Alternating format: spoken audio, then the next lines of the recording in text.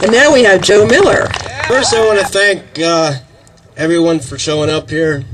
I want to thank Joe Polipinski for letting us use the electricity and the councilman that showed up.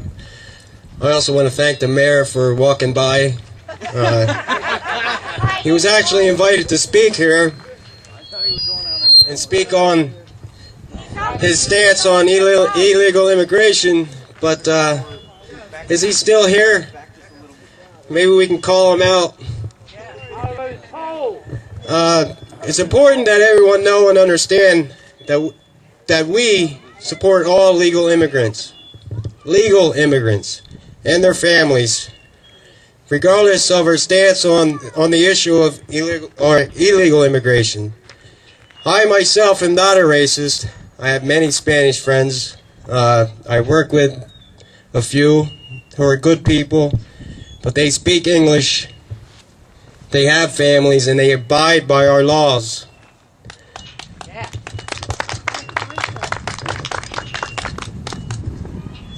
However, when it comes to the issue of illegal immigration, we see a clear distinction that many others refuse to recognize. We believe illegal immigration is a violation of our laws and a criminal act. It is a disrespect and affront on all law-abiding Americans and those who await legal immigration without the need to violate our laws or cut in front of the lines.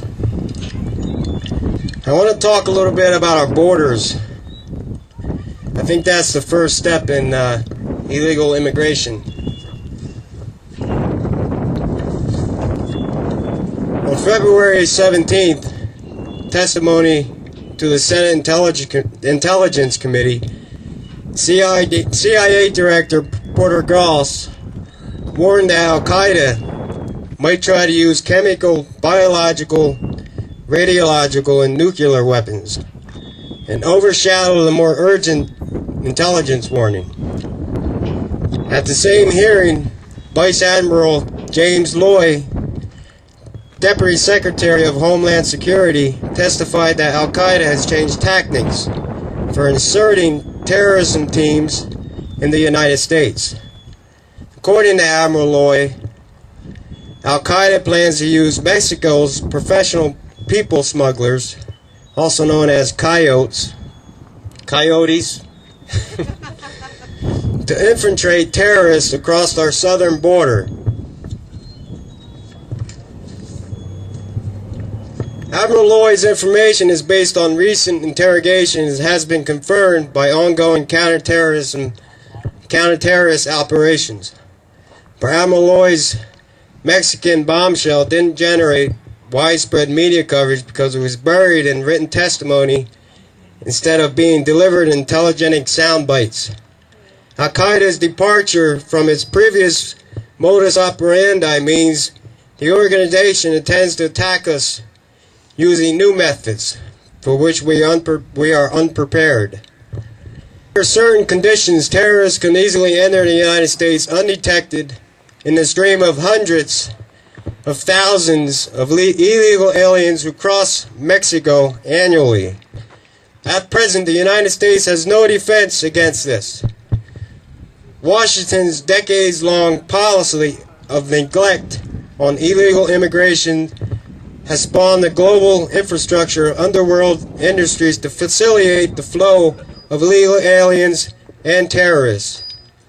Once inside the United States, newly arrived migrants are directed to forgers who create phony documentation including Social Security cards and birth certificates.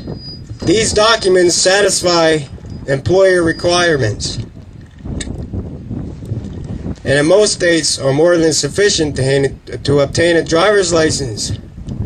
Some states will knowingly license undocumented aliens with a driver's license and credit card. An illegal alien can open up a bank account, lease a safe house, rent a car, buy weapons, or purchase an airline ticket for use in a suicide mission. Get a subprime mortgage.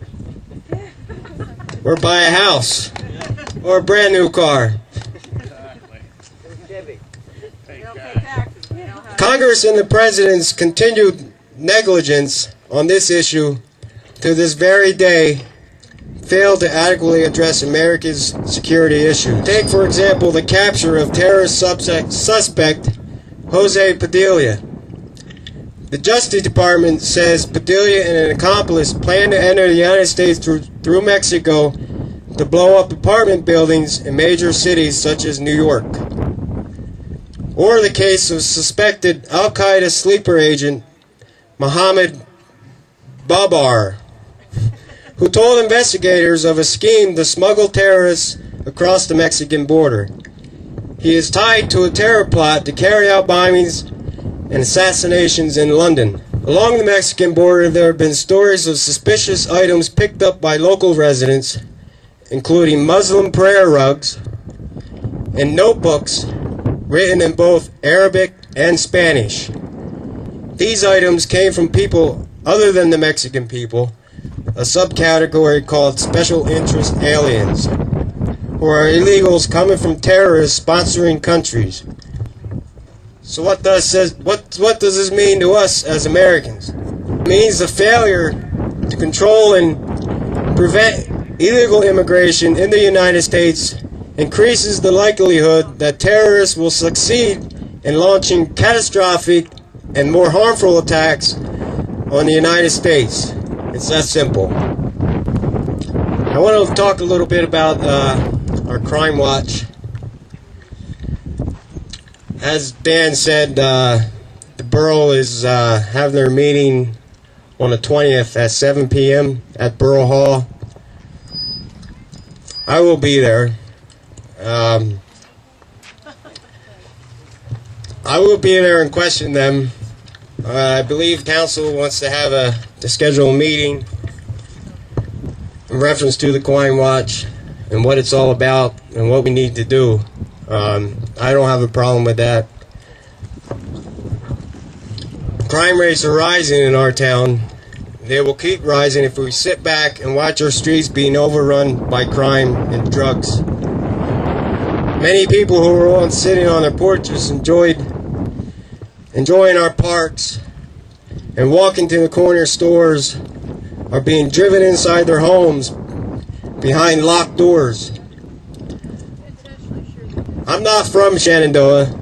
I moved up here maybe 10 years ago, and I see a change. When I moved up here, I left my door unlocked.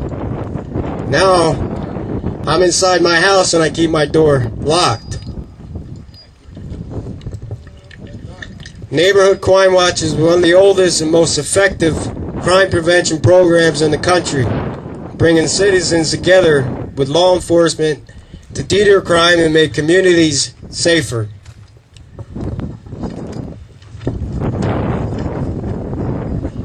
So on that thought, I ask everyone to think about joining our Crime Watch, and together we can make our streets a safer place to live, and we can walk down our streets without watching people sell drugs. Like I said, I'll be addressing Borough Council on Monday evening at 7 p.m.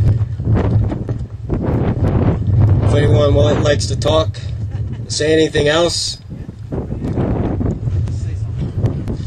I also like to thank Dan, Wendy, and Ruth for coming and showing their support for our town. I actually invited them.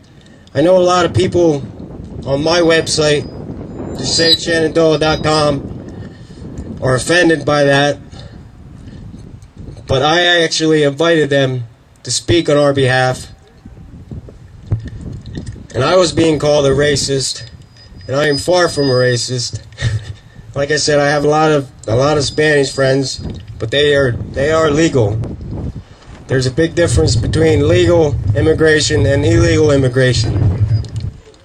I want to challenge our town and our council board members to act on 287G and be the first town before Freeland to act on 287 and have it in our police force.